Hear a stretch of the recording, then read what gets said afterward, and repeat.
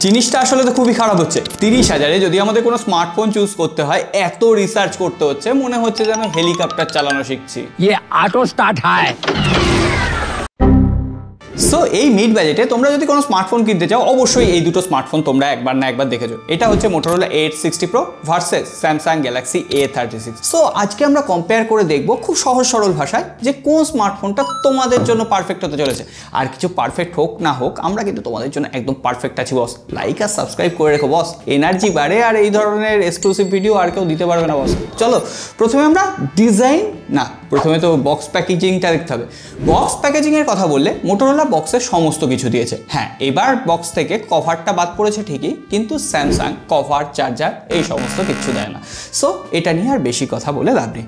এবার আমরা সরাসরি কথা বলবো এই দুটো স্মার্টফোনের ডিজাইন নিয়ে। প্রথমে যদি Motorola ডিজাইন নিয়ে কথা বলি, এখানে ভেগান লেদার ডিজাইন রয়েছে, তবে যে ফ্রেমটা রয়েছে সেটা কিন্তু পলিকার্বনেট। পাশাপাশি এখানে IP68 আর 69 রেটিং রয়েছে, অর্থাৎ জলের তলায় তোমরা অনায়াসে স্মার্টফোনটাকে ইউজ করতে পারবে। পাশাপাশি এখানে drop protection, military grade certification এই সমস্ত কিছু রয়েছে। আর যেটা সবথেকে ভালো লাগছে, ফোনটা কিন্তু যথেষ্ট পাতলা আর ফোনটা হালকাও, মাত্র 186 গ্রামের আশেপাশে ওজন। আর ফোনটা যেহেতু একটু কার্ভ, হাতে ধরে প্রিমিয়াম ফিল হচ্ছে, যথেষ্ট কমফোর্টেবল। আর এটার ঠিক উল্টোটা হচ্ছে Samsung A36। Samsung A36 ফোনটার পেছনের দিকে গ্লাস বডি ডিজাইন রয়েছে, যতদূর সম্ভব কর্নিং গরিলা গ্লাস ভিক্টাস 2 এর প্রোটেকশন রয়েছে। পাশাপাশি এটা রাফ অ্যান্ড টাফ স্মার্টফোন, একটু মোটা আর এটা একটু বক্সি ডিজাইন। তবে এখানে IP68 69 নেই, এখানে IP67 রেটিং রয়েছে, অর্থাৎ প্রোটেকশন হালকা কম, কিন্তু দুটোই ওভারঅল দেখতে ভালো লাগছে, প্রিমিয়াম ফিল দিচ্ছে। Motorola একটু লুকসের দিক থেকে সফট কিউট, অন্যদিকে Samsung হচ্ছে রাফ অ্যান্ড টাফ। এবার আসল ফিডব্যাকটা তো তোমরা দেবে। যাই হোক, দুটো স্মার্টফোনে ডুয়েল সিম কার্ড স্লট রয়েছে, মাইক্রো এসডি কার্ড স্লট নেই, আর Motorola একটা AI ডেডিকেটেড বাটন রয়েছে। এটা নিয়ে আমরা অলরেডি Motorola Edge60 Pro এর ফুল রিভিউতে কথা বলেছি, ওই ভিডিওটা একবার পারলে দেখে নিও, সমস্ত ডাউট ক্লিয়ার হয়ে যাবে।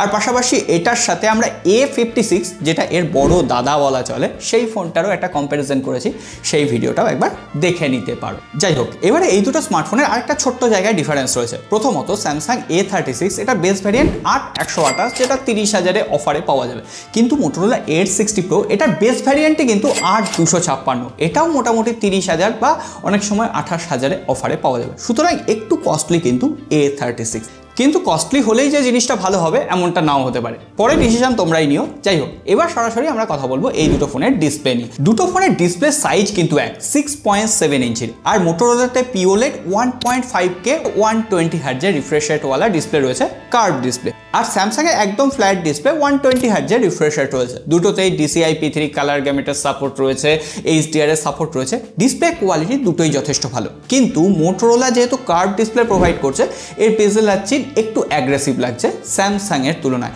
ওভারঅল কোনোটাতেই ভিউইং অ্যাঙ্গেলে কোনো রকম ইস্যু নেই। আমরা ইউটিউবে 4K ভিডিও চালিয়ে দেখেছি, সেটাতেও দুটো ফোনে কিন্তু স্মুথলি প্লেবেল ছিল। কোনো স্মার্টফোনকে যে একটু এগিয়ে রাখবো এটা নয়, কিন্তু হ্যাঁ, Motorola 1.5K থাকায় এটা একটু স্পেসিফিকেশনের দিক থেকে অ্যাডভান্টেজ পাচ্ছে। দুটোতেই ডুয়েল স্টিরিও স্পিকার রয়েছে, আর দুটোরই লাউডনেস, ভোকাল ট্রিবল যথেষ্ট ব্যালেন্স ছিল। তবে এক্ষেত্রে Samsung আমার মনে হয়েছে একটু বেটার অপটিমাইজ। আর দুটো স্মার্টফোনই আমরা ডাইরেক্ট সানলাইটেও কিন্তু ইউজ করে দেখেছি, ভিজিবিলিটির কোনো রকম ইস্যু নেই। দুটো স্মার্টফোনে ইন ডিসপ্লে ফিঙ্গারপ্রিন্ট স্ক্যানার রয়েছে, আর দুটোই ফ্ললেস, একদম ফাস্ট ওয়ার্ক করছে, কোনো রকম সমস্যা নেই। কিন্তু সমস্যাটা এবার আসলে শুরু হচ্ছে দুটো ফোনের পারফরমেন্স নিয়ে। এখানে বিস্তর একটা ফারাক তৈরি হয়ে যাচ্ছে। Motorola Edge60 Proতে রয়েছে MediaTek Dimensity 8350 এক্সট্রিম প্রসেসর, পাশাপাশি এখানে LPDDR5X RAM রয়েছে, আর UFS 4.0 স্টোরেজ টাইপ রয়েছে। প্রথমত আমরা চেক করলাম, 12 লাখের আশেপাশে এলো। ঠিক তার তুলনায় যদি আমরা A36কে দেখি, A36-এ Qualcomm Snapdragon 6 Gen 3 চিপসেট রয়েছে, আর UFS 2.2 storage type DDR4X RAM রয়েছে। এটারও আমরা অ্যান্টুটু চেক করলাম, 6,52,000, প্রায় ডবল কিন্তু Motorola স্কোর এসছে। এর পাশাপাশি স্টোরেজ টাইপের স্পিড টেস্ট করেছি, তো সেক্ষেত্রেও কিন্তু Motorola হিউজ পরিমাণে এগিয়ে রয়েছে। কিন্তু যখনই আমরা স্ট্রেস টেস্ট করলাম, বেশিরভাগ ক্ষেত্রে আমি 10-15 মিনিট ইন্টারনালি চেক করেছি, কিন্তু 5 মিনিটে যেটুকু দেখলাম, এখানে Motorola ফোনটা কিন্তু একটু বেশি হিট হচ্ছে Samsung এর তুলনায়।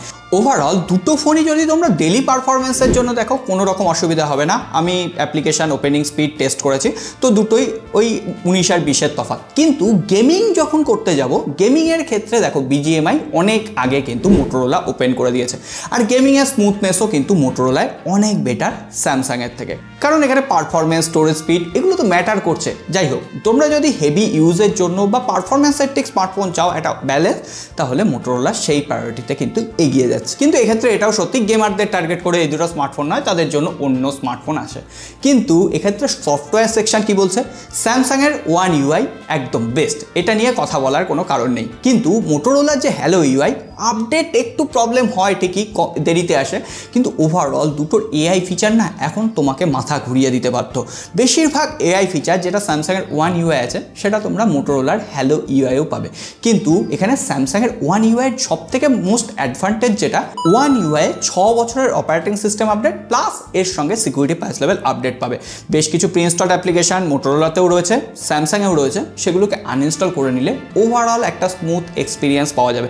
তবে আপডেট মানে ফ্রিকুয়েন্ট আপডেটের ক্ষেত্রে স্যামসাং এগিয়ে যাচ্ছে, এটা মানতেই হয়। কিন্তু মোটোরোলা যে অনেক কদম পিছিয়ে থাকবে এটাও নয়। 3 বছরের অপারেটিং সিস্টেম আপডেট, 4 বছরের সিকিউরিটি প্যাচ লেভেল আপডেট দেওয়া হবে। তো ওভারঅল সফটওয়্যার সেকশনে তোমরা কাকে চুজ করবে, তোমাদের ফিডব্যাকটা জানো। এবার ব্যাটারি সেকশন নিয়ে কথা বলবো। এই হালকা পাতলা ফোনেও মোটোরোলা 6000 mAh যে ব্যাটারি দিয়েছে, 90 ওয়াটের টার্বো চার্জার দেওয়া হয়েছে। এই ফোনটাকে ফুল চার্জ করতে 55 মিনিটের আশেপাশে টাইম লাগছে, আর একবার চার্জ করলে মোটামুটি 8 ঘন্টার আশেপাশে স্ক্রিন অন টাইম একদম হেসে খেলে দিয়ে দিচ্ছে। কোথাও ওভার ব্যাটারি ড্রেনের মতো ইস্যু নেই। তার উপরে অ্যাডভান্টেজ হচ্ছে এখানে ওয়্যারলেস চার্জিং টেকনোলজি রয়েছে, রিভার্স ওয়্যারলেস চার্জিং টেকনোলজি রয়েছে। যদিও ওয়্যারলেস চার্জিংয়ের সময় ফোনটা একটু বেশি গরম হয়, আমি ওয়্যারলেস চার্জিং অত মেনলি পছন্দ করি না। কিন্তু স্যামসাংয়ে 5000 mAh ব্যাটারি আর 45 ওয়াটের চার্জার রয়েছে, কিন্তু সেটা কিনতে গেলে আবার তোমায় 1500 টাকা খরচা দিতে হবে। ওভারঅল এই ফোনটা চার্জ হতে 1 ঘন্টা 15-20 মিনিট লাগছে, আর একবার চার্জ করলে মোটামুটি 7 ঘন্টার আশেপাশে স্ক্রিন অন টাইম পাওয়া যাচ্ছে। সুতরাং ব্যাটারির দিক থেকেও মোটোরোলা কিন্তু যথেষ্ট কমফোর্টেবল। কিন্তু এইগুলো কোনো কম্প্যারিজনে নয়। কম্প্যারিজন আসলে কোথায় জানো? এই দুটো ফোনের ক্যামেরা সেকশন। সকলে আমরা জানি স্যামসাংয়ের ফোনের ক্যামেরা যথেষ্ট অপটিমাইজ হয়। এখানে A36 এর ক্যামেরা 50 মেগাপিক্সেলের প্রাইমারি, 12 মেগাপিক্সেলের আল্ট্রা ওয়াইড, 5 মেগাপিক্সেলের একটা ম্যাক্রো শুটার, পাশাপাশি 12 মেগাপিক্সেলের ফ্রন্ট ক্যামেরা। এখানে আমরা একই রকম লাইটিং কন্ডিশনে, একই সিচুয়েশনে দুটো স্মার্টফোন দিয়ে ছবি তুলেছি। মোটোরোলার অ্যাডভান্টেজ হচ্ছে এখানে টেলিফটো সেন্সার রয়েছে। মেইন ক্যামেরাটা 50 মেগাপিক্সেলের, 50 মেগাপিক্সেলের আল্ট্রা ওয়াইড আর 10 মেগাপিক্সেলের একটা টেলিফটো সেন্সার, আর 50 মেগাপিক্সেলের ফ্রন্ট ক্যামেরা। যাই হোক, প্রথমেই বলি আল্ট্রা ওয়াইড অ্যাঙ্গেল লেন্সে স্যামসাংয়ের ছবিগুলো একটু সফট হয়ে যাচ্ছিল, কিন্তু একই স্ক্রিনে দেখলে অতটা তফাৎ ধরা পড়ছে না। দুটোরই colour algorithm, exposure control, lighting management ultra wide angle লেন্সের ক্ষেত্রে জবরদস্ত ছিল। মেন ক্যামেরায় সব থেকে আগে যে ডিফারেন্সটা চোখে পড়বে, এখানে মোটোরোলা একটু ওয়ান টোন প্রোভাইড করছে বেশি, অন্যদিকে স্যামসাং একদম অরিজিনাল কালার, রিপ্রোডাকশন, এইগুলো ন্যাচারাল টোন যেটা সেটা রাখার চেষ্টা করছে। আর এক্সপোজার কন্ট্রোল, লাইটিং এফেক্ট এগুলো যথেষ্ট ভালো ছিল দুটো স্মার্টফোনের ক্ষেত্রেই। তবে সোশ্যাল মিডিয়ার রেডি ইমেজের কথা বললে মোটোরোলার যে বুস্টেড কালার সেটা একটু আই ক্যাচি লাগছে। কিন্তু মোটোরোলার এবার অ্যাডভান্টেজ হচ্ছে এখানে টেলিফটো সেন্সার দিয়ে তোমরা মাল্টিফোকাল লেন্থ চেঞ্জ করে ছবি তুলতে পারবে। স্যামসাংয়ের সবথেকে বড় উইক পয়েন্ট, পোর্ট্রেট মোডে 2x 3x এগুলো করতে পারবে না, পোর্ট্রেট মোডে 1x ছবি তুলতে হবে। আর তার জন্য ডিএসএলআর লাইক যে এফেক্টটা সেটা মোটোরোলা বেশ ভালোভাবে ক্যাপচার করতে পারছে। এজ টু এজ ডিরেকশন যথেষ্ট পারফেক্ট ছিল, পাশাপাশি যে এক্সপোজার কন্ট্রোল, লাইটিং অ্যাডজাস্টমেন্ট ভালো ছিল। হ্যাঁ, মোটোরোলা স্মার্টফোনটাও কোথাও কোথাও হয়তো লাইট অ্যাডজাস্টমেন্ট ঠিকঠাক করতে পারলো না, স্যামসাংও এই ধরনের প্রবলেম আছে। ওভারঅল ক্যামেরার ক্ষেত্রে টেলিফটো সেন্সারের জন্য অ্যাডভান্টেজ পেয়ে যাচ্ছে মোটোরোলা। পাশাপাশি আমরা দুটো স্মার্টফোন দিয়ে 4K 30 fps রেয়ার আর ফ্রন্ট ক্যামেরা দিয়ে ভিডিও শ্যুট করতে পারবো, যথেষ্ট স্টেবল দুটোতেই। তবে স্ক্রিন অ্যালগোরিদম একটু স্যামসাং বেটারভাবে ম্যানেজ করতে পেরেছে, এটা অস্বীকার করার জায়গা নেই। তবে স্যামসাংয়ের আল্ট্রা ওয়াইড অ্যাঙ্গেল লেন্স দিয়ে 4K ভিডিও শ্যুট হয় না, আর মোটোরোলায় আল্ট্রা ওয়াইড অ্যাঙ্গেল লেন্স দিয়েও কিন্তু 4K 30 fps ভিডিও শ্যুট করার অপশান রয়েছে। আর দুটোতেই ভিউ চেঞ্জ করার অপশান রয়েছে, মানে আল্ট্রা ওয়াইড অ্যাঙ্গেল লেন্স থেকে 1x 2x এগুলো সুইচ করে ইউজ করতে পারবে। যাই হোক, বিশেষ কিছু আর বলার নেই। তোমরা এতক্ষণে হয়তো ডিসিশন নিয়ে ফেলেছো। নেটওয়ার্ক কানেক্টিভিটিতেও দুটো স্মার্টফোনে কোনোটাতেই প্রবলেম নেই, ডুয়েল ব্যান্ড ওয়াইফাই, পাশাপাশি এখানে VoNR এর সাপোর্ট, আমি দুটোতেই 5G ইউজ করে দেখেছি। নেটওয়ার্ক স্পিড যথেষ্ট ভালো, কোনোটাতেই অসুবিধা নেই। 13টা 14টা করে 5G ব্যান্ডের সাপোর্ট রয়েছে, সুতরাং কানেক্টিভিটি নিয়ে কিন্তু কোনো রকম ইস্যু নেই। সো এবার তো কনক্লুশনে আসতে হবে কোনটা বেটার। তোমরা প্রথমেই যদি রাফ অ্যান্ড টাফ ফ্ল্যাট ডিসপ্লেওয়ালা একটা স্মার্টফোন চাও তাহলে স্যামসাং গ্যালাক্সি A36। তবে অনেক কিছু জায়গায় কম্প্রোমাইজ করতে হচ্ছে। মেনলি এই ফোনের দামটা যদি অনেকটা কমে আসে তখন এটাকে নিয়ে ভাবনা চিন্তা করা যেতে পারে। ওভারঅল তোমরা যদি সমস্ত সুইটেস্ট স্পট দেখো তাহলে আমার মতে A60 Pro এখনও পর্যন্ত বেটার অপশান। বাদ বাকি তোমাদের ওভারঅল চয়েস আলাদা আলাদা হতে পারে, তার জন্য ফিডব্যাক কমেন্ট বক্সে শেয়ার করে যেও, কোনো প্রশ্ন থাকলে সেটাও শেয়ার করে যেও। আর সকলে ভালো থেকো, সুস্থ থেকো, দেখা হবে আগামী পর্বে।